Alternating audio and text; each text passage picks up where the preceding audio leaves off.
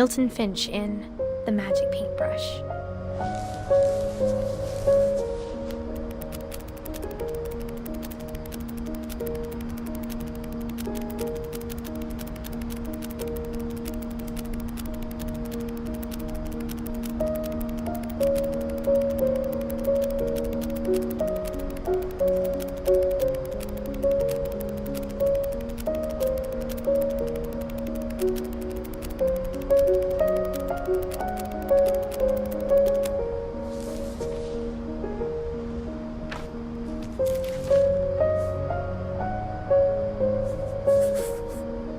I was 4 when Milton disappeared.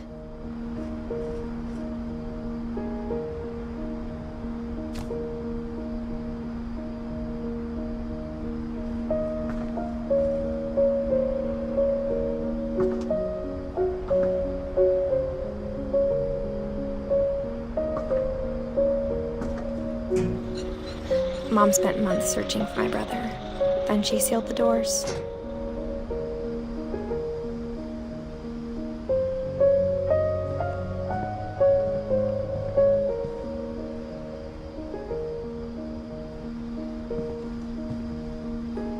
Whatever Milton had found in the house, Mom didn't want it getting out.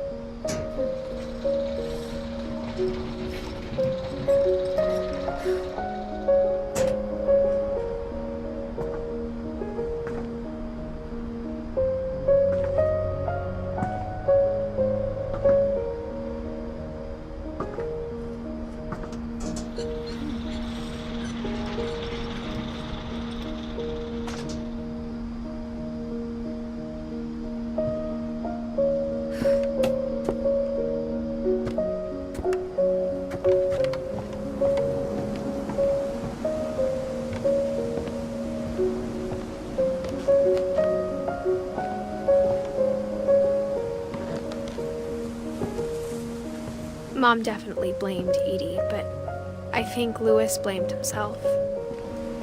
After he graduated, he just spent more and more time in his room, until Mom got him a job at the cannery.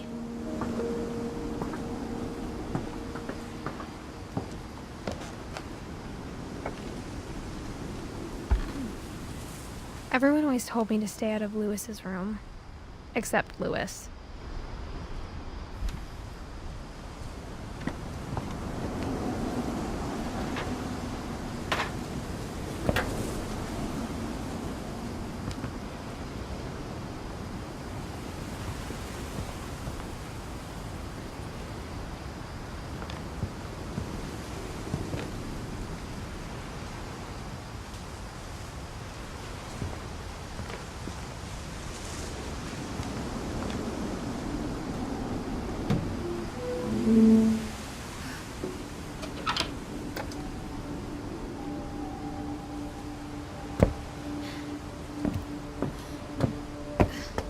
Louis's room smelled very, very familiar.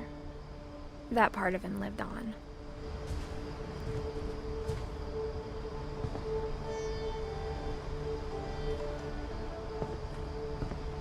Lewis and I spent a lot of time playing games together, but he was surprisingly bad at them. He died a lot.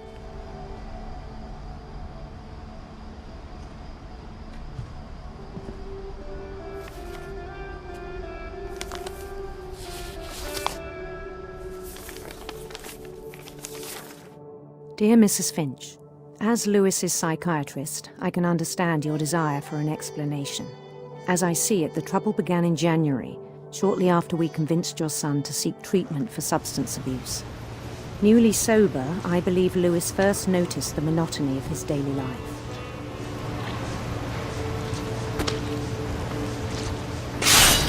He kept working at the cannery, but he withdrew part of himself. In our sessions, I saw the same behavior. His mind began to wander.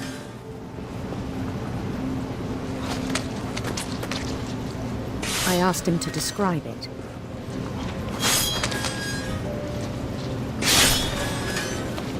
He said he started small, imagining a labyrinth. He'd feel his way about. Then something moved. Bats. And toads.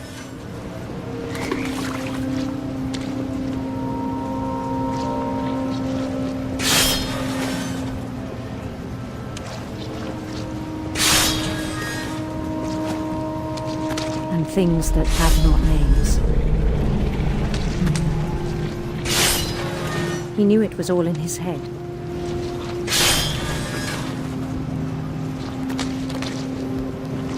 But he took it very seriously. I had hoped he'd find himself.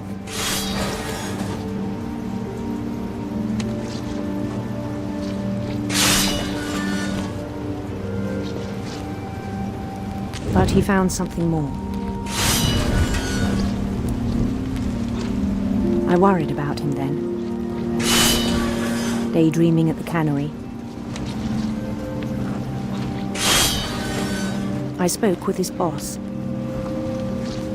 but he said Lewis had become a model employee. Methodical, tireless, focused.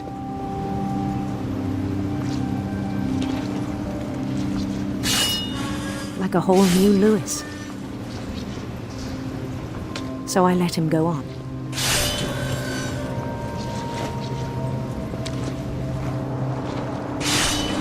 I even encouraged him. It seemed very promising at first. He told me he'd made a new friend.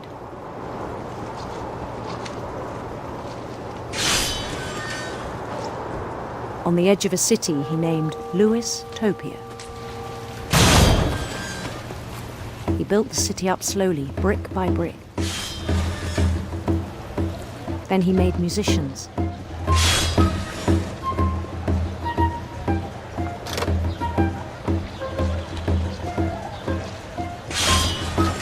And songs for them to play. He talked about starting a band. And he was always humming something. Every day his imagination grew stronger.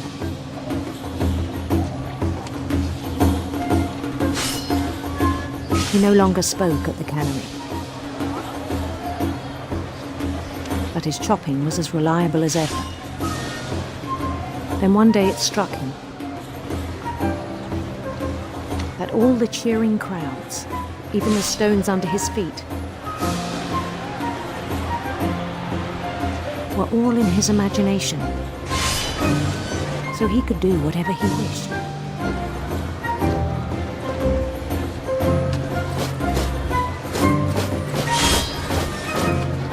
He held an election for mayor,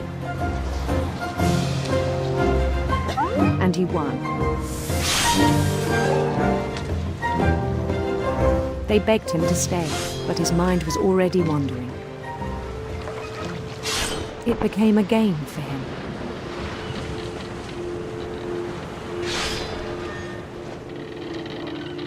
He'd conquer a city, then immediately push on. New Louisville.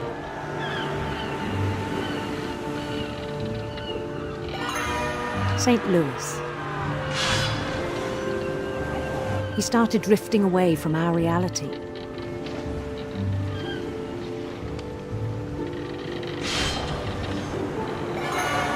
Minneapolis. Until one day he forgot to go home from the cannery.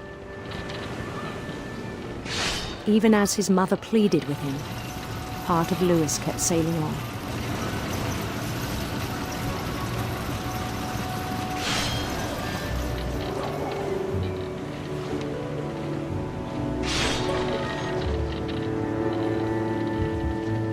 In Louisburg, he heard rumors of a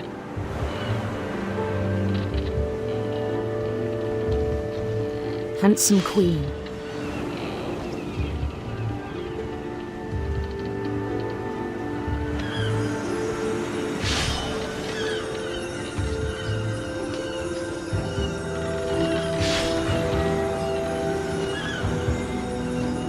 The queen was on her own quest for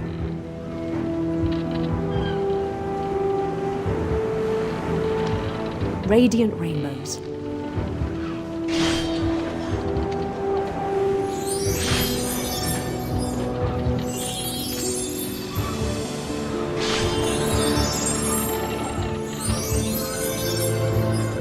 He followed the sound of her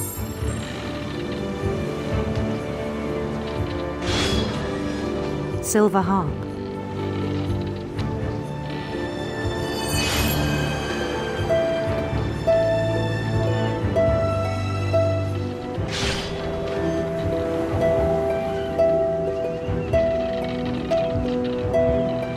His chase led him to a golden palace east of the sun and west of the moon.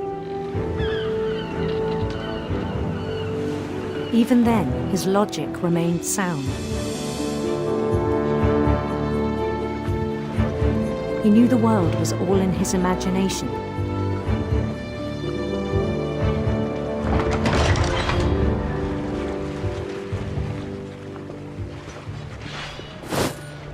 But he was so proud of having created it.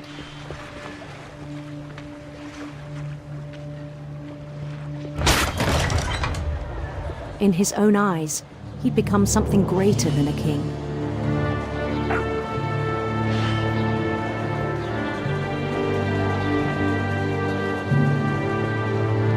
For someone who'd never known success in the real world, I think it was overwhelming.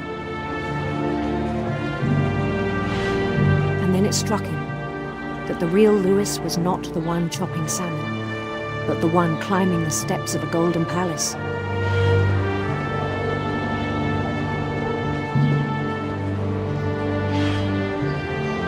My imagination is as real as my body, he told me. It was hard to argue with him.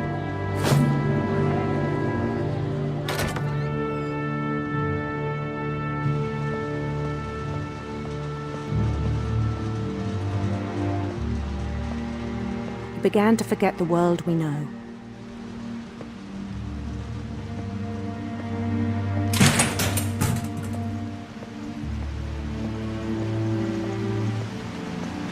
I think it pained him to remember Louis, the cannery worker.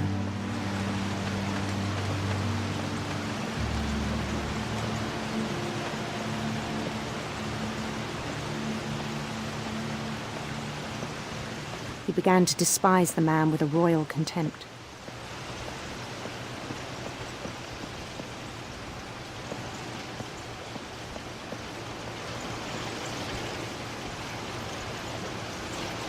I still thought I could save him. Even after he said he was being crowned king over all the lands of wonder.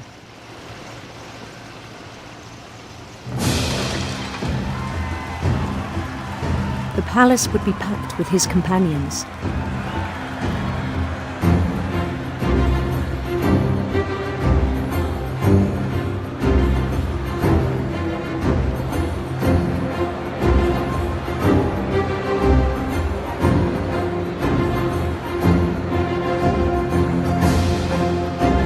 including the wise Calico who'd insisted on advising him.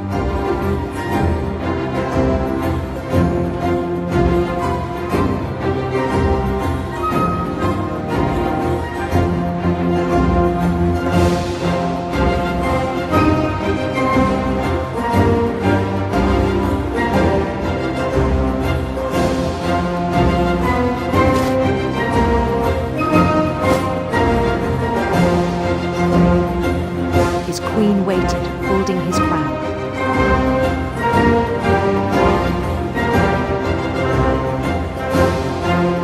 There was only one thing left to do.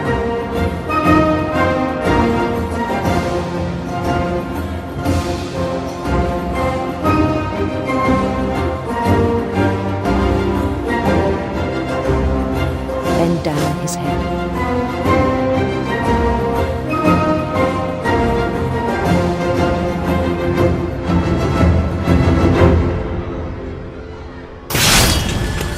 I think you know. Mrs. Finch, your son was a kind man who will be missed by all of us who knew him.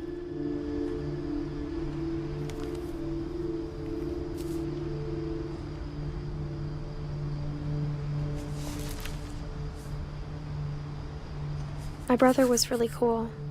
I wish you could have met him.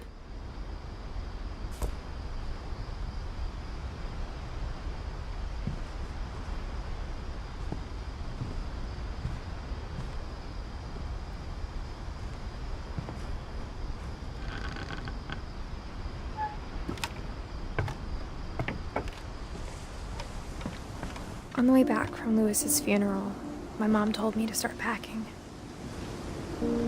She waited until the day before we left to tell Edie. I'm not sure if she wanted to make it easier or harder.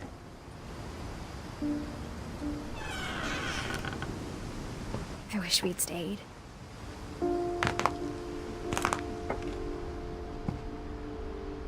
But I understand why we left.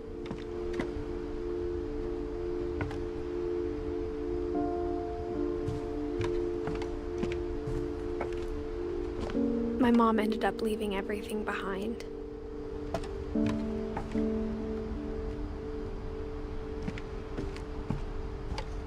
What happened that night had been coming for a long time. Maybe it should have come sooner.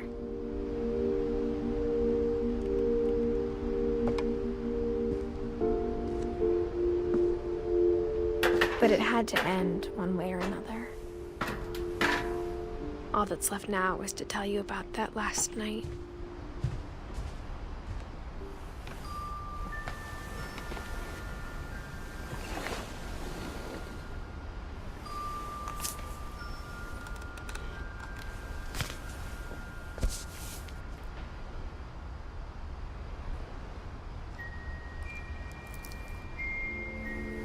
That whole last day, Edie just watched us pack and didn't say a word.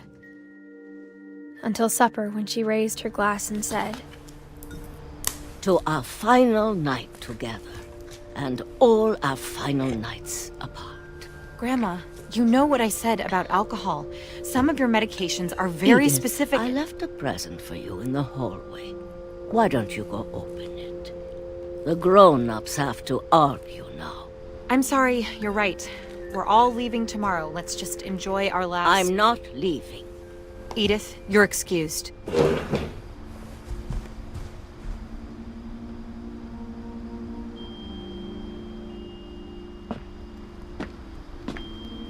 the power had been shut off that morning, but Edie always had plenty of candles.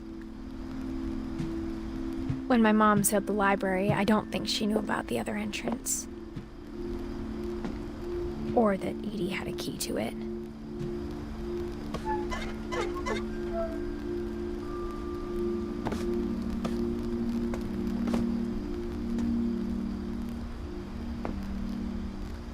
That thing you're afraid of isn't going to end when you leave the house.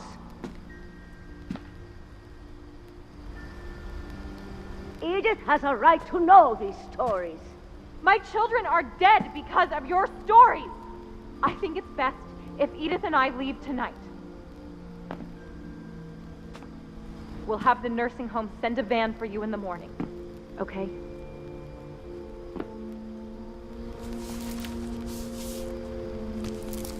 Dear Edith, there's so many stories I wish I could tell you, but there's only time for one.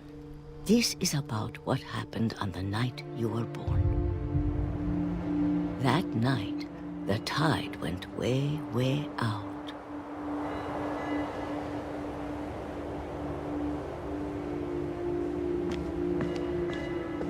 It was the first and last time I ever saw the old house aground. There'd been an earthquake out in the middle of the ocean. They called it the lowest tide in 1,000 years. God, it smelled awful. You know, I've seen that house every day of my life. But I never thought I'd go back to it. When the fog rolled in, I lost my way.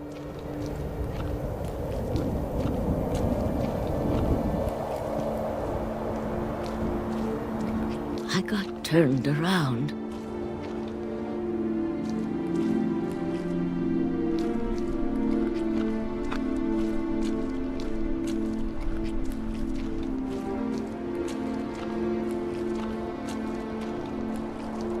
I started seeing things.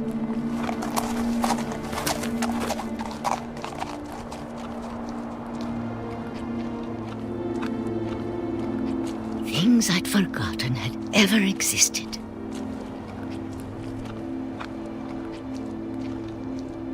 But when I saw them, they felt like old friends. That night, a lot of things came back to me. Or maybe I came back to them.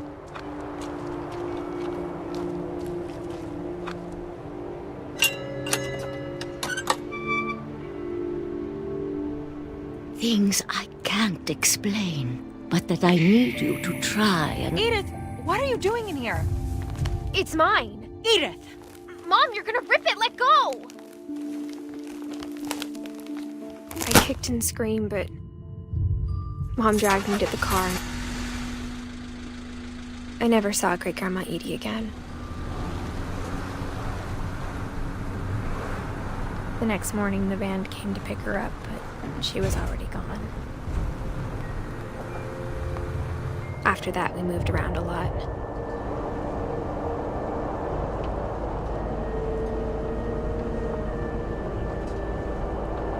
We both tried to make the best of it.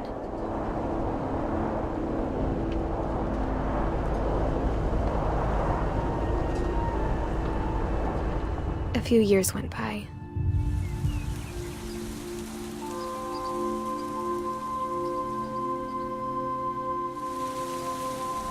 My mom didn't like to talk about it,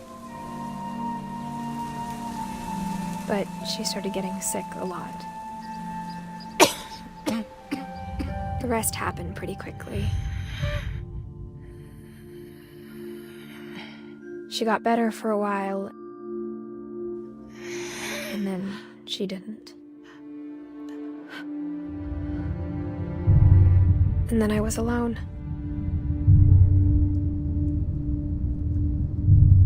The last Finch left alive.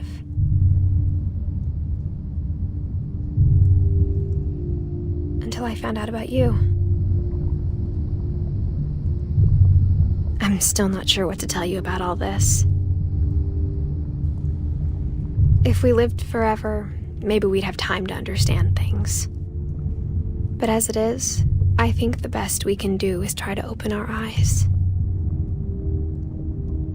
And appreciate how strange and brief all of this is. This journal was supposed to be for you. But now I hope you'll never see it. I just want to meet you and tell you all these stories myself. But I guess if you're reading this now, things didn't work out that way.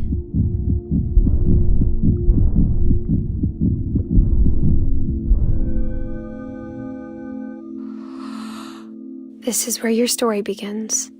I'm sorry I won't be there to see it.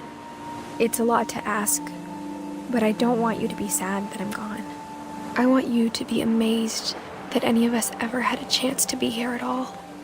Good luck.